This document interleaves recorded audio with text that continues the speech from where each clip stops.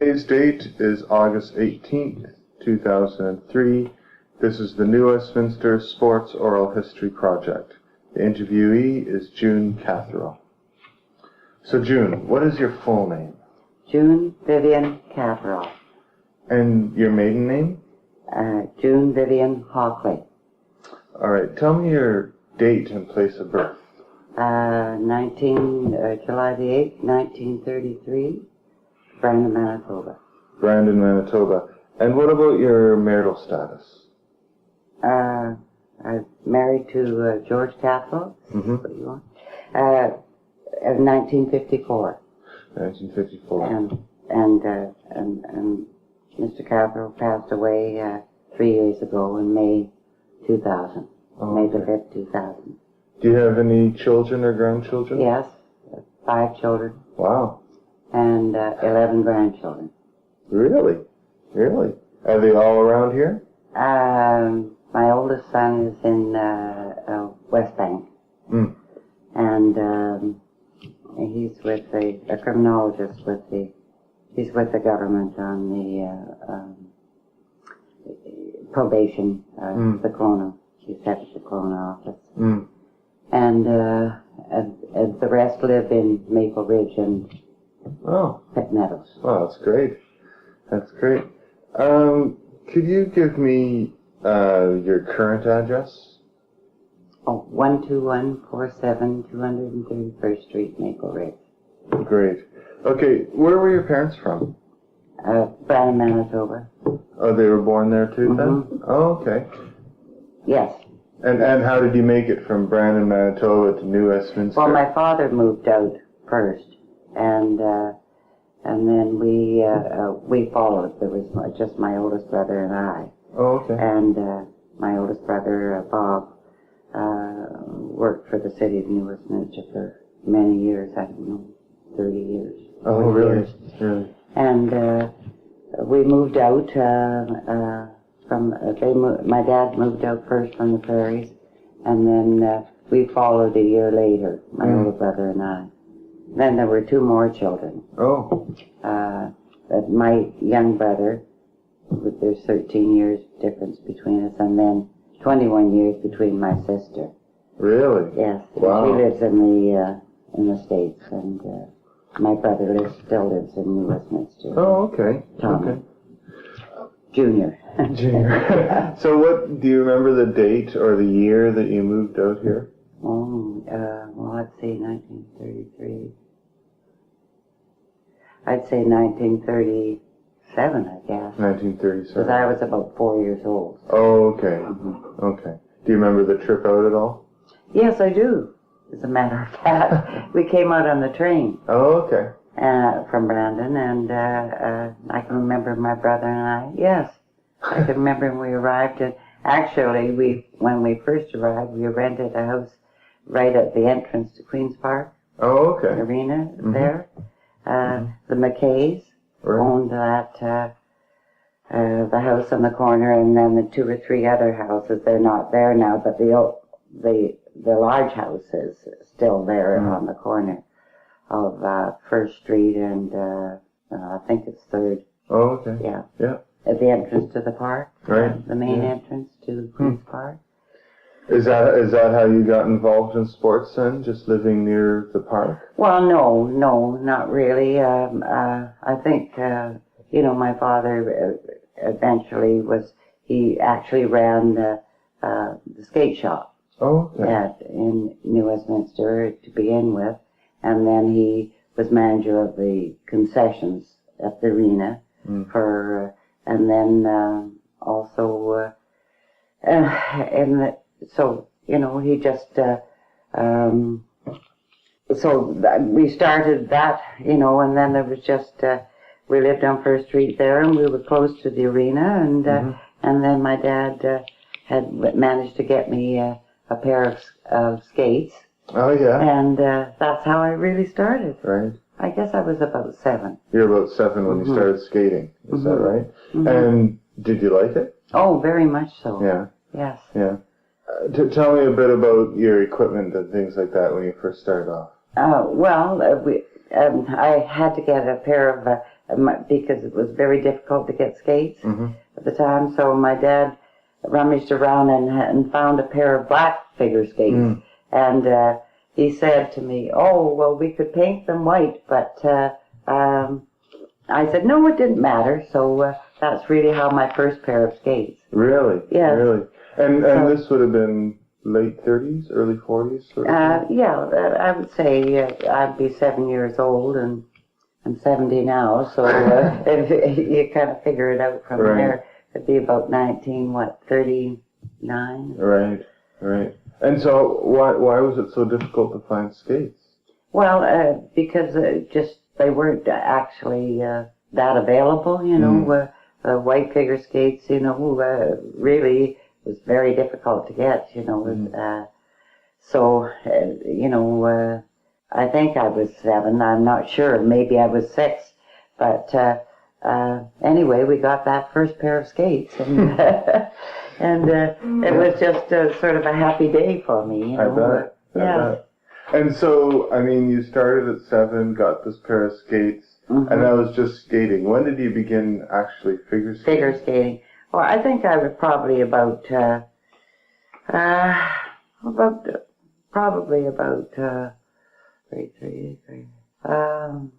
maybe 9. 9. Yes, because I just went skating, you know, at the arena. Right. And I'd say I was about 9 years old. So was there a figure skating club in New Westminster at the time, or? Yes, the Totem Figure Skating Club. Oh, right. And I joined that and skated there and took some group lessons to start, and then private lessons. Right. Tell me a little bit about the other people that you skated with the group figure skating. Well, there was Gene Ross and Bill Lewis and other people, you know, that weren't really, they would just belong to the figure skating club, which the bulk of your membership were people that just went to kind of enjoy and learn a few various skills, etc. that, you know, but I became more involved and started to move along and taking the exams, because it was quite different then. Okay. You know, you started with your preliminary test and then your first test up to the 8th test. And the 8th test, that's what's called the gold, is that right? Yes. Oh, I see. Okay. So when did you first begin taking tests then? I guess I was, let's see, about around 10. Around 10. So that early, hey? Mm-hmm. And do you realize right then that that's what you wanted to do? Yes, I enjoyed it very much. Yeah. It was lots of fun. Yeah. And a certain amount of pressure, but you just sort of started out like that, and then I sort of moved along. And I had, you know, skating was quite different then compared to what it is now. And we had to, you know, purchase like be a member of a club, and then you had what they called a patch, and it was a strip of ice, and that's where you did your school figures. Oh, okay.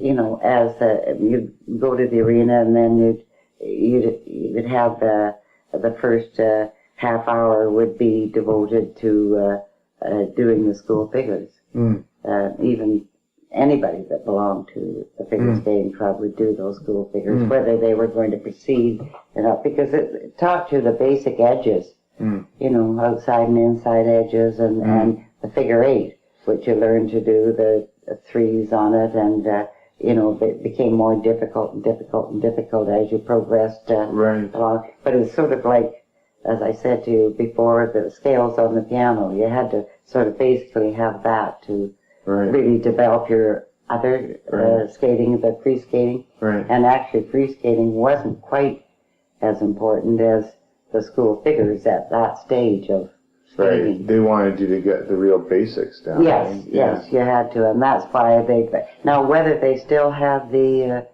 skating test, quite frankly, I don't know.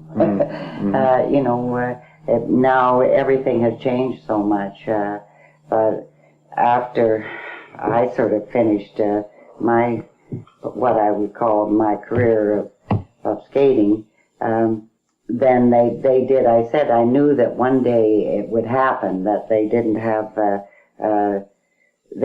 the school figures in the competitions. And they don't now? No, it's all free skating. Oh, really? Mm-hmm. Really? But even with the free skating, is there still those sort of... Well, I'm sure that they do learn to do the basic, school figures. And, everything had to be traced exactly. You know what I mean? You do the figure eights, and then there were 3 circles. And, the turning the threes, and you learn to do the edges and back inside edge. So that developed I'm sure they still do figures. They did at the time that I was teaching. But whether that's changed or not, I'm not sure. But people have to buy the ice time, like individual skaters that are progressing now farther, in taking tests, I presume. And now they've changed. Everything has changed. Totally changed. Now the skaters, they do free skate part of the program, as they move along. And, things have advanced. Of course, that's a long time. Right. So for you, did you have to, like when you had private lessons, did you have to purchase ice time then? Is that how it worked? Well, you had to, you had the ice time, you paid to belong to the club. Right. And then you paid privately for your lessons. Right. And then the professional, whoever was teaching, usually there was a roped off, and then she would be doing her teaching of the school figures, to her pupils. Right. And then also the free skating, then she'd move out and go around with her pupil. And then you might be renting specialized time where it's not with the club, it's under the clubs, but not, how do I put it?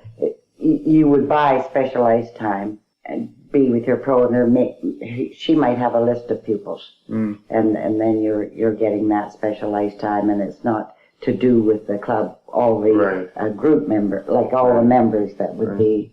So from what I mean, you were 11 years old at this time, and you were buying specialized time at that time. You were that serious, hey? Yes. And why do you think you got so serious about it? Well, I just enjoyed it. Yeah. Yeah, and it seemed to be, for me, kind of a natural thing, and I just pursued on and enjoyed it, and then you had to. I sort of moved to. I used to travel back and forth to Vancouver to the Forum, the old Forum, and lots of people did. And then I think I became a member there too. Sometimes you were two or three clubs, so you could get the ice time. So I see. You can see how it evolved. And a lot of skaters then they trained. Eventually, it became so you trained in the summer. You would go. I don't believe they had a spring school at that time, but it's advanced so much, So that we trained in the summers, and you could go as a day student, or back and forth, or if you went away, then you'd have to have accommodations, to stay or live where you were training, and you train 8 hours a day. Every day. 8 hours, hey? And this would be over the summer. I mean, I'd imagine you're in school in the winter. Yes, but then you would. You get up early in the morning and you'd go and you train before you go to school. Oh, really? So and then after school too.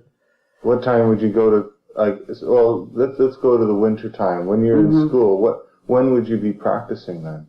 You would be practicing in the mornings before you get up and the ice time was bought at that time, and you would. Get up and go to the rink in the morning, say, be there at 6 and be home by 7, like for an hour.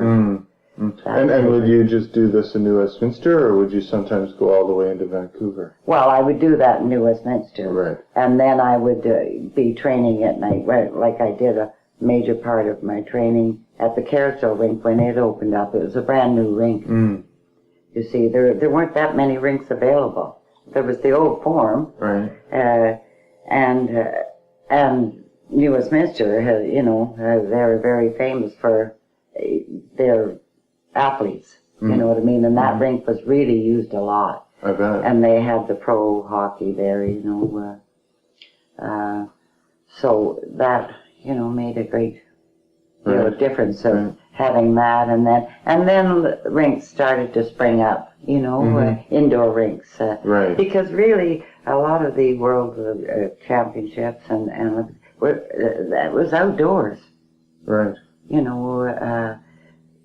When Barbara Ann Scott, for instance, was skating and that, those competitions were outdoors. Really? Really? And so they had to adjust it from, certain things would be outdoors in Canada, parts of Canada, but this is when indoor rinks started to really crop up. Mm. And, there was a certain adjustment. I was just reading this little book, which is very informative. Mm-hmm. That, they skated outdoors. They competed outdoors for Worlds and Olympics. Did you ever compete outdoors? No. No. By your time, it was all indoors, I guess. Pretty well. Yeah. Yes. Yeah. So in the summer then, you would train 8 hours a day, you were saying. Mm-hmm. And did you do that for many years, or? Yes, quite a few years. Really? Yes. And all in New Westminster? No. The summer schools were not. I started out with going, when I was really young, going to the Forum in Vancouver, because there was no Catherall Arena at that time. And then we would, the Forum had the main ice sheet, and they had a back ice sheet. Okay. A small ice sheet. Oh, I see. And the old building, and so that's really where in the summer we skated, was on that back sheet. Mm. It had the 2 sheets of ice, and they were separated, and so we would go back and forth, there to train in the summer. How would you go back and forth? Maybe by bus or by trolley, the tram. The tram, yeah, from Columbia Street, and sometimes a parent was available to take you in, and so you would be doing this at the age of 12 or 13, sort of thing? Or? Yeah, I would say, let's see, grade. I'm just trying to think here. Well, what grade would you have been in? I think I would be probably in grade 6. Grade 6, and you had no problem just jumping on the tram? No, it was, you were very safe, when you just truck your skates with you, and that type of thing. So it was, you had to have sort of a devotion to... I was going to say, you must have been quite focused. Yes. Yeah. I think you probably had to be, you know what I mean. So, and I did a lot, sort of like on my own. My parents sort of left it up to me. Mm-hmm. And sort of I just went along and pursued it mostly on my own. And how would this get paid for? Like, my parents would. And they were that encouraging, eh? Oh yes. Why is that? Like, were they skaters or? Well, my dad played semi-pro hockey at one time, and our whole family they were all skaters, good skaters, oh, really? But not the boys weren't figure skaters. And my sister wasn't a figure skater either, but she was a good skater, and my dad was a great skater. Right. And of course he had many teams, and also my brother too. Oh, I see. Not my oldest brother, but my younger brother Tommy, who I said you could interview. Now you mentioned that you did your summer training in Vancouver, but you said you did it elsewhere. Oh yes. Where Later on, I went to the Lakewood skating club in Tacoma, Washington. Oh, okay. Yes, and I trained there for 2 years. And I think I was in junior high school. I'm just trying to remember this. That's okay. And then from there, then I would go to Nelson, BC. Oh, okay. And my coach was there, and she ran the summer school there. And I'm sure, I don't know if they still have a summer school there or not. But and I would go with my a friend of mine in the skating world, Linda Brockman. She was Linda Scarf at the time, but she's the pro that trained Karen Madison. She was her coach. Okay. But anyway, we'd go up every year. We'd go to Nelson for. I think we probably went for 3 or 4 years approximately. Okay. And for a summer every year. Yes, yeah. All summer we'd go up as soon as school was finished, and really, and we'd skate for July and August and come home in September. And would you compete during that time, or was it just training? No. It was nothing to do with competition. And sometimes we would have a little show. And the people would, we just and give and it was strictly training, and they would have judges coming in to judge the tests, the exams, 1 to 8, right. And they would. That sort of it was a training ground, and Mary Rose Thacker was there, and she ran the school, and she was your coach as well. She was my coach. Would she come down to Vancouver or New Westminster during the winter? She taught at Catherall Club in Vancouver when the new club opened up, and they built the new rink, and she had taught in New Westminster too, and she's a well-known coach. But some of the coaches, I could give you information from that book, but the coaches were kind of very important. They usually went to championships, etc., with their pupils. They had pupils of that caliber. But now it's changed so much, you know what I mean?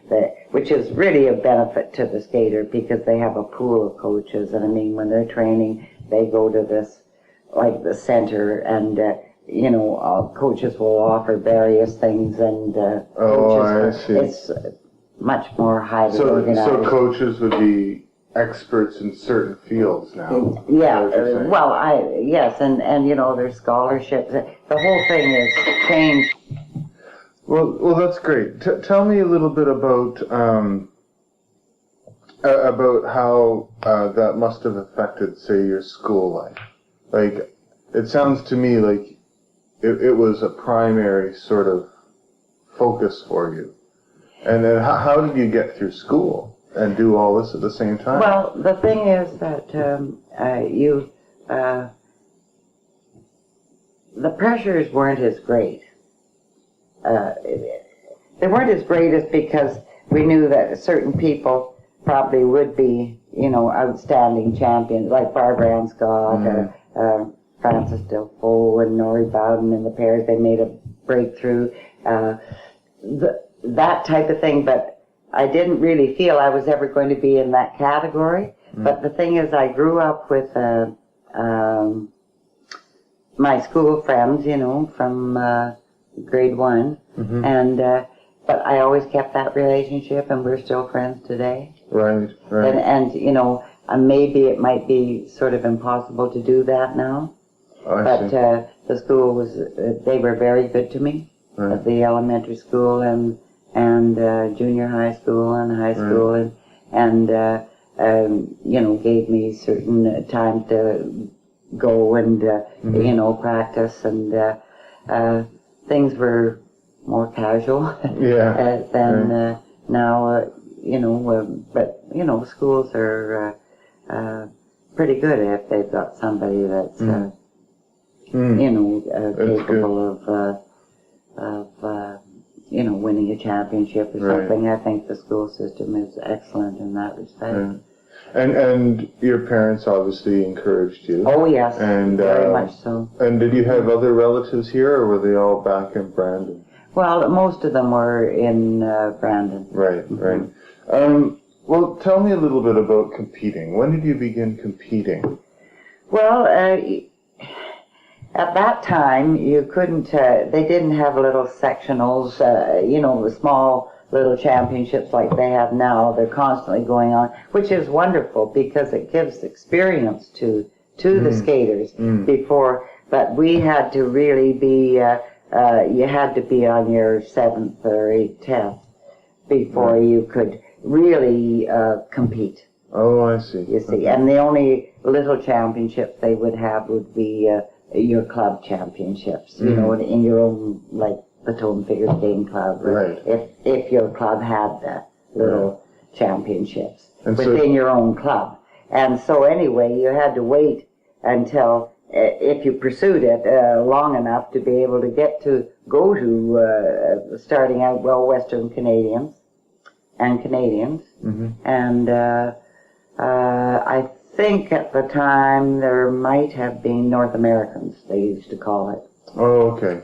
And so, it just took a long time to get there. To really compete. And I was interested in the dancing too. And so, and at that time in the States, of course, they were onto the gold dance, but there wasn't dance as such. And there was no gold dance competition or in the championships. And that was brought in, and that's been introduced, of course, into the Olympics and the Worlds. And I don't know, I can't remember which year that was introduced in. Right. But it took many, many years. So that would be even at 1954, there wasn't really much. In the dance. They had the dance competition, but it was just like the waltz and the Paso Doble and just a group of what they called it went up to what they call the senior. Oh, okay. And senior silver. And you did that with dances? Yes, I did that with dance. Okay. Now, in the Western, I did compete in the Western Canadian Championships, junior ladies. You know what? I don't know. I've got 1949 here. I don't know whether that's right or not. So you were pretty young then? Yes. Yeah, 16 or so? Yes, that would be right. Yeah. And then I did go to the Canadian Dance Championships, and I'm not sure. I think it was 1950. My partner was Roger Wixon. And at the time he was Canadian champion, and Western Canadians, and then we went on to the Canadian Dance Championships at the same year. And I think we didn't do too well in at the Canadians, but I think we won the Paso Doble in the Western Canadians. But at least it was a wonderful experience. And so if you did compete, then you would try to compete in as many sort of facets as possible, like as couples and dance. No. Most people zoomed in like I just happened to enjoy the dancing, so I did do that. Plus I did singles, and then my dance partner, he did the singles too. Oh, I see. You see, right. But some people did, gravitate to pairs, and they just did pairs. They didn't usually do individual. And which you find now too. They don't do individual. Pair skating is pair skating, and the dance and the gold dance. You don't do singles. Right. Either you sort of choose to do one thing or another. Right. Right. But and then I did go to. I'm sure that it was 1952 was the West Canadian Championships, the senior ladies, and I came third in that. I do know that. Oh wow! And that was it. And then I turned pro in 1953. You turned pro in Yeah. 1953. Mm-hmm. So, in terms of competing, was all the competitions here, or were they Oh, no, throughout no, no, Canada, no. sort of They thing? were throughout Canada. Oh, okay. No. Did you ever have any in New Westminster? Not at the time No. that not I at the time. was skating. No. What No, about not at the time. What about when you had sort of, you mentioned that like the Totem Figure Skating Club would Mm-hmm. have a little competition or championships in that Oh, club? Not at the time that I was Oh, skating. I see. You know. Right. But the Catherall Club did have a club competition, and we did win the trophy for Right. the dance. Right. Right. But which it's just your own club. Right. You know what I mean? It was nothing spectacular, let's be put Oh. it that way. But it's still, you know, It's still competition. So Yeah. what would motivate you then? I mean, if you're not competing a lot, were the trainers motivating you, or how did you get? Well, the I drive? think that it's a personal thing, you know. I think once you become involved and you start moving along, and your coaches, you know, and it's strange, but I just think that it's something that's that you do, and you try to be better at, and as you go along, you enjoy it, and you know, the competitions stiff throughout Canada, for instance, or Western Canada, and I don't know, really, what you're motivated to do it, you know, but it does teach you a lot.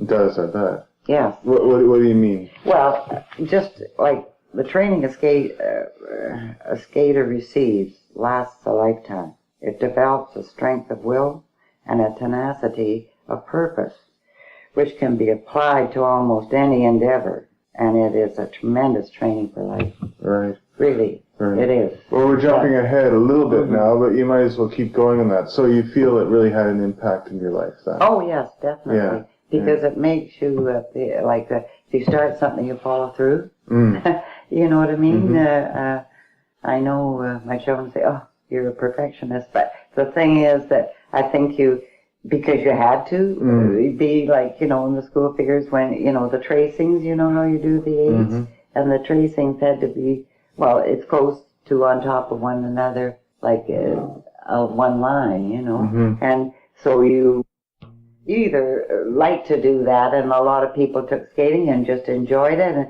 and learned to do a few little spins and a few little jumps, and they didn't worry about taking. They might have taken their preliminary test and nothing beyond that. But it just sort of skating just progressed. I mean, it's been skating actually. You know, an old.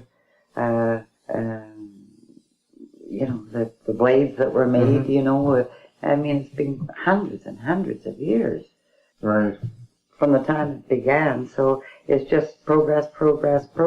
Right. And some marvelous athletes from the time of, you know, like Sonia Haney type of thing. I mean, we thought she was wonderful, you know, but when you think about it now, and compared to what the young people do today, it's just phenomenal. Really, hey? Yeah, really.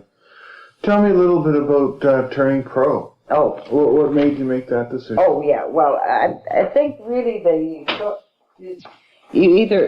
was the Ice Capades. Now, you either joined the Ice Capades, if you turn pro, then you could make your living at it. And if you pursued something else beyond, then you kept your amateur status. Oh, okay. And like Bill never turned pro, so he kept his and he did a lot of judging. Bill Lewis. You could not do. You could not judge once you turned pro. Okay. So what was the difference between amateur and pro? Well, the difference was amateurs they stayed involved in skating, a lot of them. You know, and they'd become judges more than anything, or just skate at the club, or just enjoyed that part of their career, and maybe went on to be doctors, lawyers, whatever. And then those that wanted to pursue a career the choices were either ice capades or turning pro and teaching. And teaching. And it's kind of nice to give back something that you had received, you know, as a person. So I turned pro in 1953. 1953. And I taught at the Catherall Figure Skating Club. Right. For 1953 and 1954. I'm sure of those dates. And then I taught at the Totem Figure Skating Club from 1956, 1957. And then the Coquitlam Figure Skating Club, I think it'd probably be maybe about 1962. Anyway, and then I introduced a Learn to Skate program for the Coquitlam Recreation Department for preschool children and school age and adults. And I taught that for 16 years. Wow. And you raised 5 children. Yes. Yes. But that was only 2 days. It was two days a week. But that would be all day because I'd have the adults come in the evening. And so that was great. You know, I enjoyed that very much. And there's not quite the pressure of getting your pupils through exams and competitions, and things were starting to move into sectionals and stuff like that. Right. You know, at that stage of you know, in 1953, 54.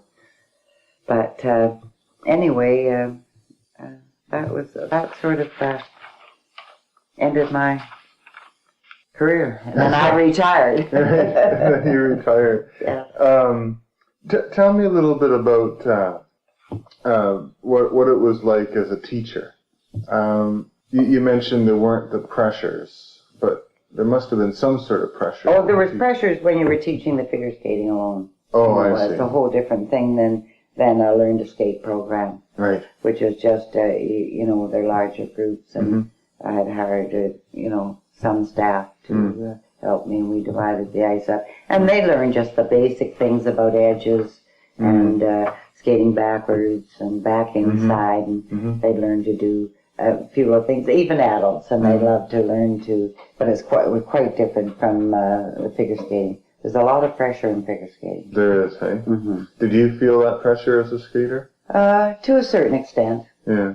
I mean, I think everybody would. Yeah. You know, but you just have to go on, and you have to accept that pressure. Right. Because most athletes that are competing are under pressure. Is it just because there's so much expectation, or? Well, I think it's self-inflicted. Oh, yeah. To a certain extent, you know, the pressure, because you want to do well and you do your best, but there is pressure. Right. I think in any sport that there's pressure involved. I mean, if you train that long, you like to do the best you can. And then I guess as a teacher, if you're teaching these people, yes, you know, you have a reputation to uphold. Right. I felt anyway myself. Right. Personally, and the thing is that I would try to, you know, have my pupils, you know, line things up in the rink, and you know, the placement of their free skating programs, and you know, there's a lot to teaching, and you do the best you can, but you try to instill into your pupils, and you know, you have. As I say, when they go up for their exams, whether they pass or fail or anything, and you know, their parents are putting out money for that, and the thing is that I felt you always had a responsibility to the pupil, you know. So but I enjoyed teaching very much, you know. Good. So. Well, let's get back a little bit for a while. Tell me a little bit about what the rink was like in New Westminster. Oh, well, it was a great rink at that time, and they made wonderful ice. Did they? Yes, and it just there's a certain smell. Any rink ice, even to this day that I go into, I don't know. It's just an atmosphere. It doesn't matter if it's the Coliseum or whatever. It's there's just something about it, and the different rings. The Forum was an old building too, and in Queen's Park they did update it, but it was a fairly old building itself. And the same with the Forum, in Vancouver. I don't know whether you were ever in the old Forum. No. And, they were big old barns, Really? And the dressing rooms were terrible. And when they put on a carnival, you had to come in the back entrance and you'd be dragging your stuff in. You get a little dressing room where those that maybe had leads, and then all the little children that were, in the shows. So, the different rinks, and they're quite similar in many ways. And then at summer school, the rinks were a little different there too. Right. But generally speaking, and way back when, like they didn't have a Zamboni. Oh, okay. What they had is they had these big long. You'd scrape the ice, like snow shovels, only length, and then they would have a tube that runs through them and with a hose, then they'd wet them down. You see, so it was quite different, and then. They, every so often they'd have to shave the ice down, but they did that all by hand. Really? So it was quite different, Really? I've spoken to other people. One man said that he would help do that so he'd get to be able to skate for free. Yeah. Did you ever do that? I never did that, but I did get to skate for free a lot because my dad was a manager, and sometimes I would get up at 3 in the morning, and then there was no one at the rink, so they would let me come in, and I would take a taxi, and then my parents would have a taxi come for me, and then I'd take a taxi, would come back to. I did that quite often, but it gave me an opportunity to have the rink to myself. Really? So would you be skating in the dark, or? No, they put the lights on for me.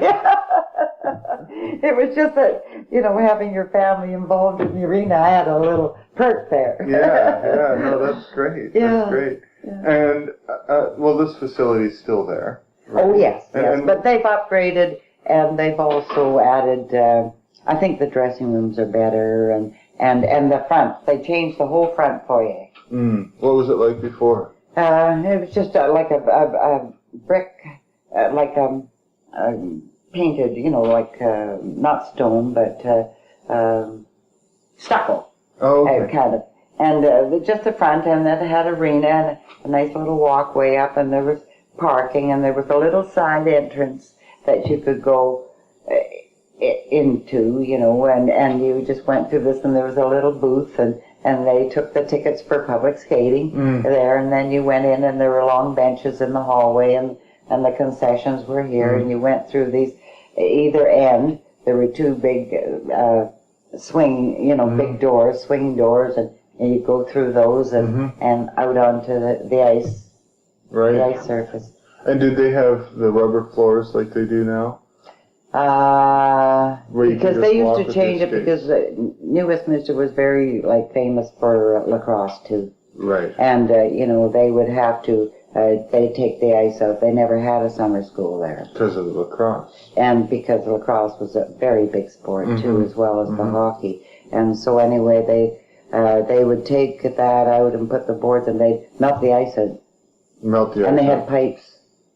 Wow, a lot of work, eh? Yeah, so I know that they had the pipes there, and whether they put it with sand, and those had to be filled. They had big boilers, in the back room for the ice making. As far as I can remember. Don't forget, I wasn't interested in how they really did the ice, except for that the ice was good. Yeah, that the ice was good, but I did know those things because my family being involved in the arena. Right, that's great. Tell me what it was like. I mean, you mentioned you've competed a few times. Mm-hmm. Did you ever compete actually in New Westminster? No. No, so... No, because they never held that I know of. Now, they might have later after I finished, but I taught there, and we never had a competition at the time, and it wasn't for that many years anyway. So, sorry, go on. I lived in, my husband and I lived in New Westminster. Right.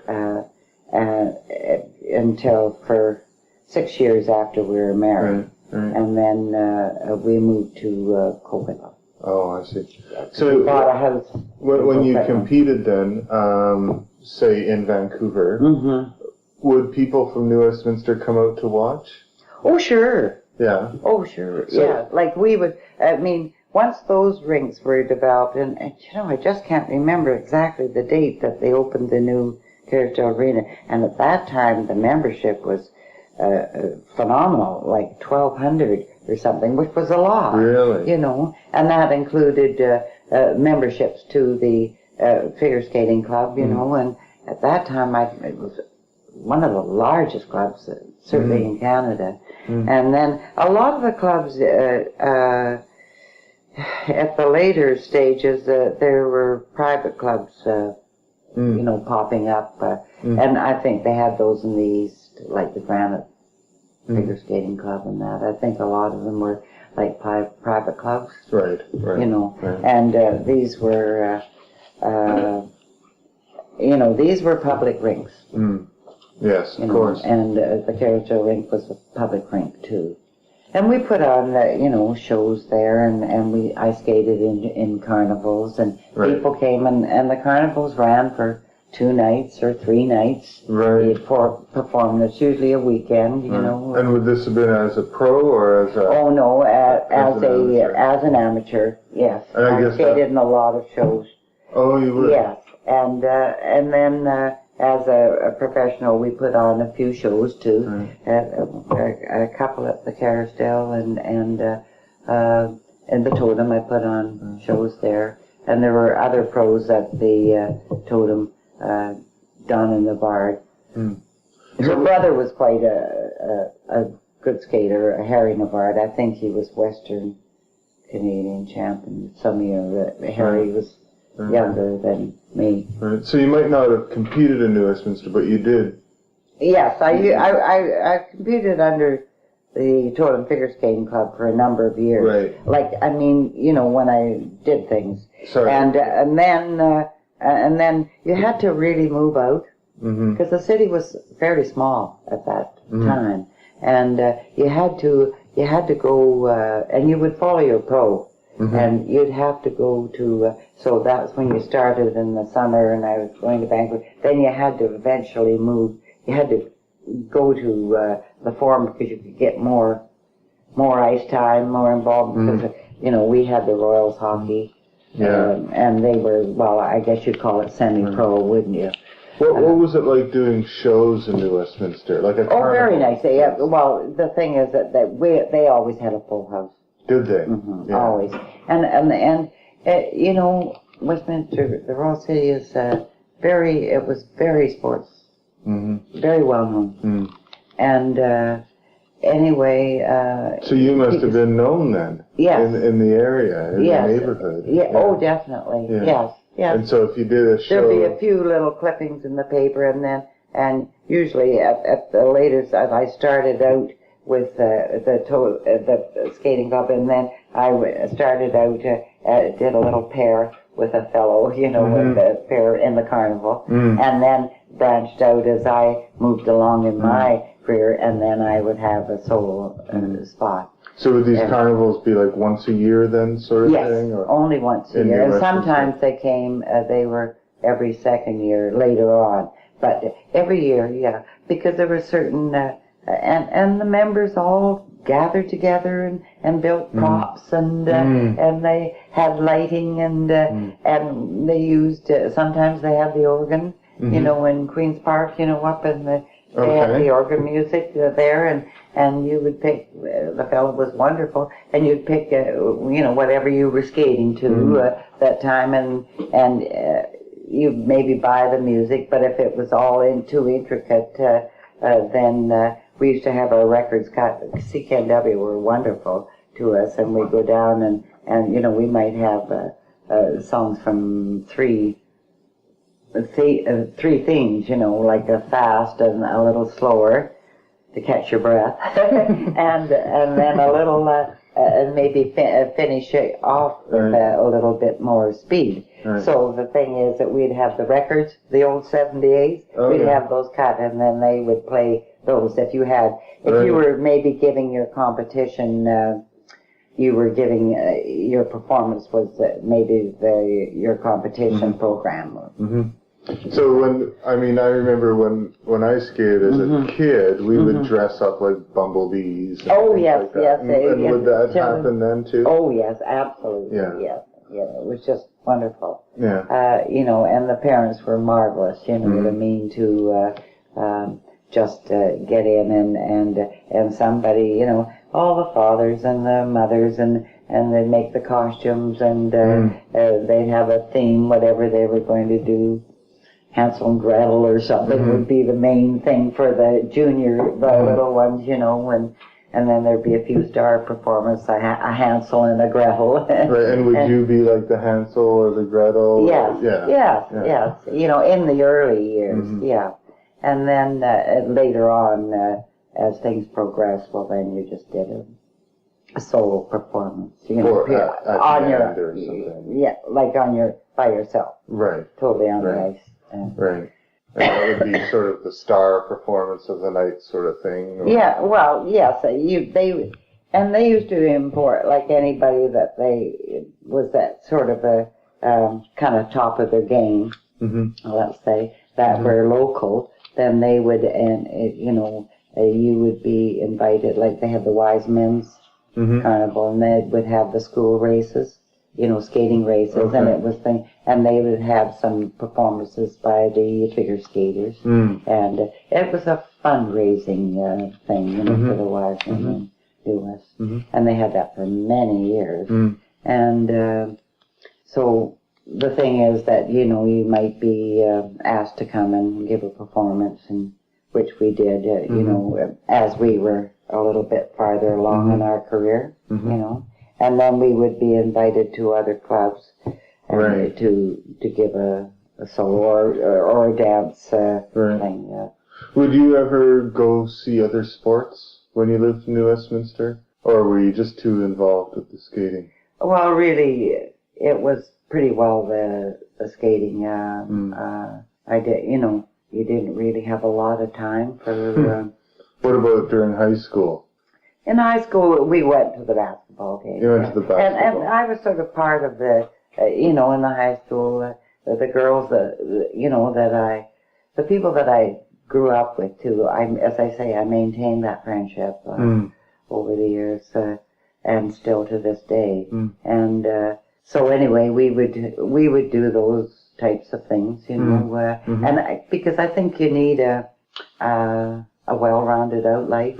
I mean, that's sort of the way my parents felt. You know what I mean? It just, I always felt that maybe I would teach, you know, the skating, so you work towards that. And, but I liked to be involved in the school, and we had a wonderful life, you know, and they had their things. They played maybe on the girls would play on the basketball team, and then my husband played, you know, basketball for... So were you cheering for Trap Tech, which I didn't go to Trap Tech, but he took his senior matric at Connaught, so, you know, and he was on the All-Star basketball team for 2 years, the first string. And at the you BC Boys. Yes. Oh, okay. Oh, we all knew. The city wasn't that large that we all knew one another. Oh, and there was great competition between the two schools. Right. And then those schools were phased out, and they built the new high school, junior and senior NWSS. So, and then my husband was principal there, and ended up as superintendent, assistant superintendent of schools. Right. And he was director of education too in the West. And he had a teaching career in principalship in Coquitlam, several different schools. As a amateur or a pro, are there any sort of memorable events that really stick out in your mind that you took part in? I think in many ways that it was all very memorable. It was lots of fun. And we got to do a lot of things that people sort of didn't. You got to be, with, like I had showed you the picture of Barbara Ann Scott and I, being introduced when she would turn professional and brought her show to New Westminster. Right. Her professional show. See, when she turned professional, then she had her own show. Oh, okay. And she brought that show to New Westminster. And I think I was in grade maybe 11 because from the high school, and I have the clipping there. And so anyway, we those kinds of things. It was, the certain memorable things, and going back to the championships, the dance Canadians and Western Canadians, and they'd always entertain the skaters afterwards. So you got to get to meet the champions and talk with them, and you're all on the same level and all doing the same thing, really, you know, in training, and so that was always a wonderful experience. I bet, yeah. And we all had something in common because we were all doing the same thing. Right. Whether it was pairs dance, singles, or whatever have you, Right. So, and many years ago, they used to have fours. Oh, yeah. Skating fours. And that sort of kind of went by the wayside. And then they developed into, eventually the dance and stuff came into, it's in an uproar right now, at the Olympic level and worlds and that. But Canada has produced a lot of wonderful pair skaters. Yeah. Tell me a little bit about some of your friendships that have been formed, because of skating. Well, I had a lot of friends in skating, and sort of kind of bounced from both worlds. And, one friend of mine from Seattle, where she lives in Fox Island now, and Tacoma, and we're still friends. As a matter of fact, her and her husband dropped in here a couple of weeks, not last year, but the year before, from their Alaska cruise. Oh, yeah. And and we've kept in contact over the years, and then a lot of us, have moved away. But you just had that contact more at the time you were skating, and you'd keep, a few friendships going. Like Linda Brockman and I were friends for many years, and like they came to my wedding, and I went to their wedding, and various things like that. But over the years, you're married, and you have your own family, and you have your teaching, and like when I turned pro, I told you one skater at the time that I was skating that was very good too was Jean Ross, but she was a year or 2 years younger than me, I think, and Bill for the men. So really, but Linda Brockman, she was a friend of mine, but we've kind of lost contact now over the years, and she doesn't teach as much, I don't think, as she used to. As I say, now they have a pool. Everything has changed so vastly, and which is a good thing. The population has increased, and the sport's become so popular, and also you could make a fairly good living at it. And a lot of people have sponsorships, where they have financial help, because not every family can afford, all the traveling and everything that young skaters. When we skated, it was one pair of skates, and we had them made. You had them made? Well, I had them. We had them made to fit our foot. Really? Really? In New York, by Stanzioni, and our foot would be measured, and he would make them. They were wonderful, and then we had special, beautiful blades, of steel, but we had one pair, the same pair for figure skating as figures for free skating. Oh, really? The same pair, but now they have about 4. I had one for figures. I don't know whether they still, for the figures, I'm sure they do, but they would have, and one pair for free skating. And different sharpenings now. We used to touch up our own skates. We'd have a stone, and, just to, bring the edge up. And so we learned to do a lot of things. Well, that's great. I think that's pretty much about it for the interview. Is there anything that you feel I've missed or that you'd like to add? Well, just kind of on that, the training, I thought that would be a good, if you were going to interview me, that would make a good ending, which I have in the middle. I don't know whether you splice it or what you do. Well, no, we don't, but actually it would be good. Just tell me a little bit about the impact that figure skating's had on your life.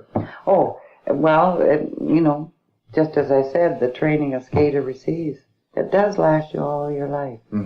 And it just develops a strength of will, and a tenacity of purpose. The thing is, if you start something, finish it to the end. You know what I mean? If you're going to do something, zoom in on it and, give 100 or 110%. In other words, but it does teach you that, and it can be applied to almost any endeavor, anything you do. Other than skating, it doesn't matter what you do. It teaches you self-discipline. More than anything, those are the things that I feel that I received from it. That's what it gave back to me, and I enjoyed teaching very much. That's a tremendous training for life. Yeah, I think not only figure skating, but other things. Doesn't matter really what sport it is. If you devote your time and sort of have a purpose and a determination, the self-discipline you'll have the rest of your life. Because you just can't change back. Right. And even though we always used to laugh and say, well, there can only be one champion, and you might be on that day not feeling that well. And so, and say circumstances, so somebody else wins, or you might have a really bad day, because, the thing is that if you could skate like a perfect program every time, but people can't. Right. It's the human element that comes into play. And, but the thing is that the rewards from having worked at it and trained and enjoyed a lot of the things that went with it and to make a career out of it. I've enjoyed every moment of it. And I would do it again. Well, thanks, June. Yes. I appreciate that. Okay. Oh, you're welcome.